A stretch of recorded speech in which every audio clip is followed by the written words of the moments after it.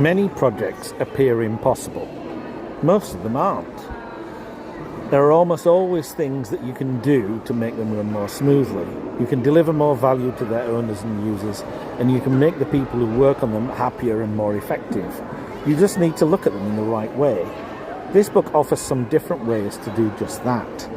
The title of this book is Delivering the Impossible, but of course you or anyone can only deliver possible things. So why did you pick up this book that has a contradiction right there on the front cover? Perhaps this sounds familiar.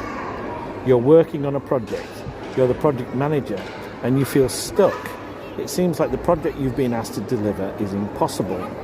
You're not quite sure how this happened, but at some point somebody promised somebody that the project would be finished by a certain date. That date was probably Christmas. Maybe you have lots of evidence, or maybe it's just instinct, but somehow you know that your team can't deliver the project by then. Maybe it's worse than that. Maybe you still don't even know what needs to be delivered. People are telling you that the project has to be finished by a certain date, but when you or your team try to get a definitive answer as to what finish means, you don't get the information you need. If you're that project manager, then this book is for you. How do you deliver a project that seems impossible? There is a good answer which I explore in depth in this book. It's that you look at it from different angles. You find a way of seeing, or multiple ways of seeing, that make it much more possible.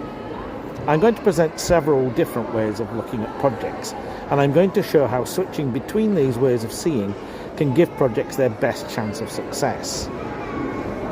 Alan Kay is a software pioneer. He invented overlapping windows in the graphical user interface. He also invented an approach to programming known as object-oriented programming. As I'm writing this, I'm using both of those inventions. And in this book, we're going to use another one of his ideas. It's a quote from Alan Kay, which he has repeated several times. Point of view is worth 80 IQ points. What does this mean?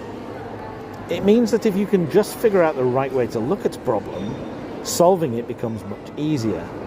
An additional 80 IQ points would make pretty much anyone a genius. And that's the crux of my message to you. I'm going to show you different ways of looking at the problem of project management that can make us much smarter.